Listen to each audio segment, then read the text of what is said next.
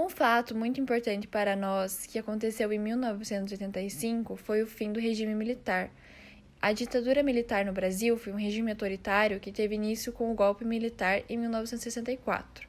E esse regime militar durou 21 anos, tendo seu fim apenas em 1985. Assim, tendo o fim também da censura à imprensa, restrição de direitos políticos e humanos. Nos anos seguintes, os fatos históricos estão mais para tragédias, pois no ano de 1986 aconteceu a explosão da usina nuclear de Chernobyl, que era localizada na cidade de Pripyat, na Ucrânia. Ela era composta por 4 reatores, e um deles explodiu e até hoje não se sabe se foi apenas falha dos operários ou falha do projeto. Então, por conta da radiação liberada, houve muitas mortes e até hoje o local não pode ser habitado. Já no ano seguinte, em 1987, no Brasil, também aconteceu um acidente radioativo, em Goiânia, mas foi por conta de 2 catadores de lixo que ficaram expostos ao Césio-137. Eles acharam o material bonito, brilhoso e resolveram levar para casa. E por conta disso, acabou se espalhando muito rapidamente, pois era uma zona urbana. Ficou conhecido como o brilho da morte e por conta de ter se espalhado tanto, ocorreu muitas mortes também por causa dessa radiação. Um dos acontecimentos mais marcantes do ano de 1979 foi a queda do Muro de Berlim. O Muro de Berlim foi um dos grandes símbolos da Guerra Fria. O mesmo foi construído no ano de 1961 para conter o êxodo de pessoas que mudavam para Berlim Ocidental. Ele foi construído em um dia só e por 29 anos separou 2 porções da cidade de Berlim. Na década de 1980, a Alemanha Oriental estava em grave crise econômica que gerava forte insatisfação na população. A falta de liberdade e autoridade do governo da Alemanha Oriental também era um motivo de insatisfação. A abertura das fronteiras da Hungria fez milhares de alemães irem para lá atravessar a fronteira com a Alemanha Ocidental. A queda do muro aconteceu após o porta-voz do governo da Alemanha Oriental anunciar a abertura das fronteiras do país. Milhares de pessoas reuniram-se ao redor do muro no dia 9 de novembro de 1989 e então começaram a colocar o muro abaixo. Um ano depois da queda do muro, a Alemanha reunifica-se e torna-se uma nação novamente, depois de quase 50 anos de separação. Em 1990, podemos citar o governo Collor. Fernando Collor entrou na presidência do Brasil fazendo com que as pessoas acreditassem que ele traria melhoria para a economia do país e também que ele iria combater a corrupção. Fernando fez planos os quais deram totalmente errado, começando quando o dinheiro do país inteiro foi congelado. Após muita insatisfação do país, Collor renunciou ao seu cargo antes que fosse afastado através de um impeachment. A Guerra do Golfo.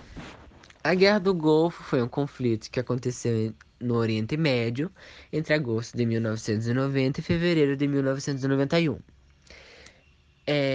Essa guerra teve início por conta de uma agressão do Iraque contra Kuwait, por diferenças de interesses entre essas duas nações, e acabou tornando um conflito internacional quando as forças estrangeiras lideradas pelos Estados Unidos conduziram uma operação militar que derrotou os iraquianos e restaurou a soberania ao Kuwait. Tudo isso começou quando o presidente iraquiano chamado Saddam Hussein acusou o Kuwait de praticar uma política de superextração de petróleo, causando quedas nos preços e prejudicando a economia iraquiana. Saddam também ressuscitou problemas antigos e exigiu indenização. Como o Kuwait não aceitou, foi invadido por tropas iraquianas. Essa atitude de Saddam mobilizou o mundo e diversas nações, lideradas pelos Estados Unidos, se uniram para tentar reverter esse caso. Como todas as tentativas de reconciliação fracassaram, no dia 17 de 1 de 1991, um gigantesco ataque aéreo foi iniciado.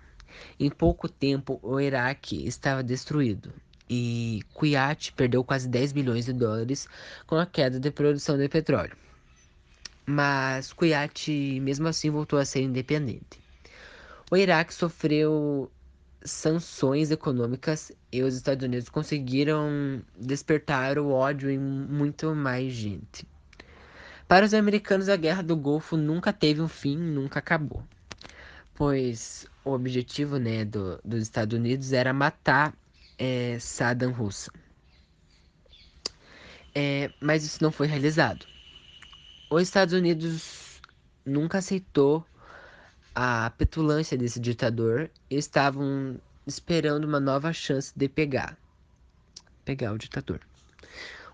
Muito tempo passou em 2003, após 2 anos dos atentados terroristas, e já no governo de George Filho, o Iraque foi invadido pelos Estados Unidos, mas dessa vez o Saddam foi preso e enforcado em 31 de 12 de 2006.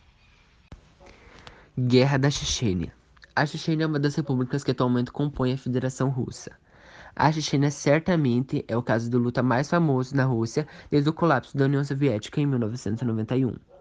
A Chechênia era uma república de pequeno território. Ela declarou sua independência em 1991.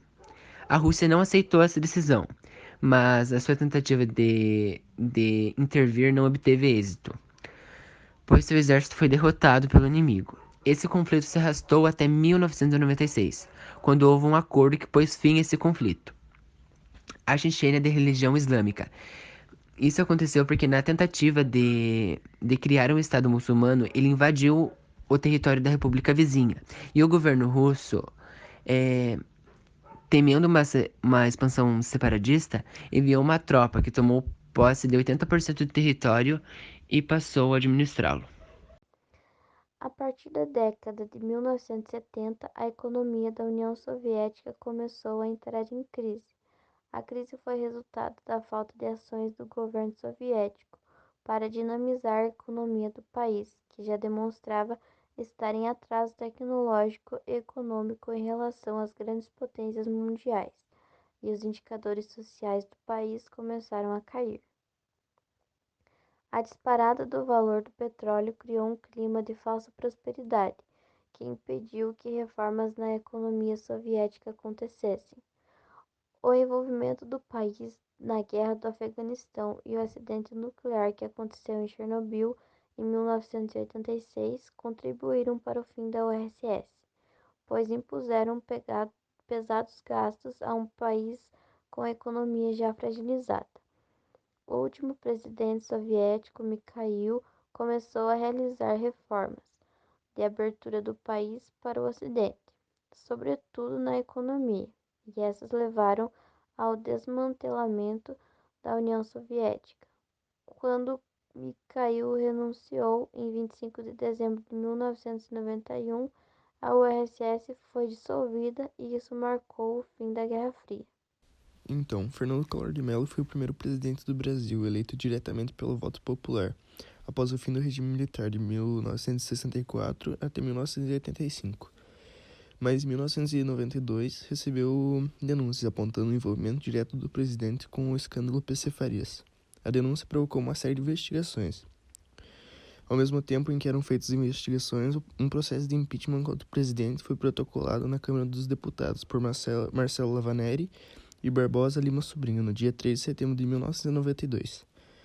No pedido, constatava a acusação de que o presidente havia cometido crimes de responsabilidade, pautados pelo artigo 85 da Constituição de 1998 e na Lei 1079 de 1950. Outro grande evento para o debate ambiental foi a Conferência das Nações Unidas sobre o Meio Ambiente e Desenvolvimento, que foi realizada entre os dias 3 e 14 de junho de 1992, na cidade do Rio de Janeiro, no Brasil.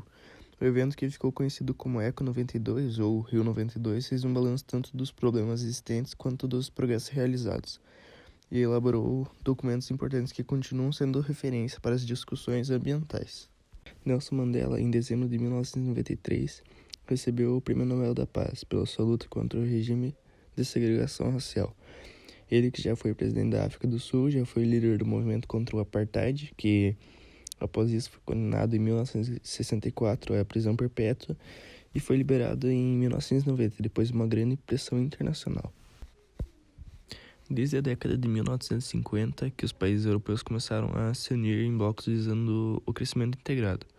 Como a queda do comunismo proporcionou a adesão de novos países ao capitalismo e fez diversificar a riqueza econômica europeia, uma vez que os recursos naturais e as produções tecnológicas se encontravam espalhados pelo continente, houve a abertura necessária para integrar a Europa em um único bloco e possibilitar o crescimento econômico de todos. Em fevereiro de 1992, foi assinado o tratado na cidade de Maastricht. Esse tratado estabeleceu metas para facilitar a circulação das pessoas, dos produtos, dos serviços e do capital pelo continente, com a finalidade de determinar a estabilidade política na Europa. Após tantos períodos conturbados, o tratado foi feito com o objetivo de englobar diversos pontos, a abordagem de assuntos sociais e econômicos que permitissem o crescimento do bloco e do desenvolvimento, tratando da agricultura, do ambiente, da saúde, da educação, da energia, da investigação e de desenvolvimento. Também iria se encarregar da política externa, da segurança, colocaria em pauta a cooperação policial e judiciária penal.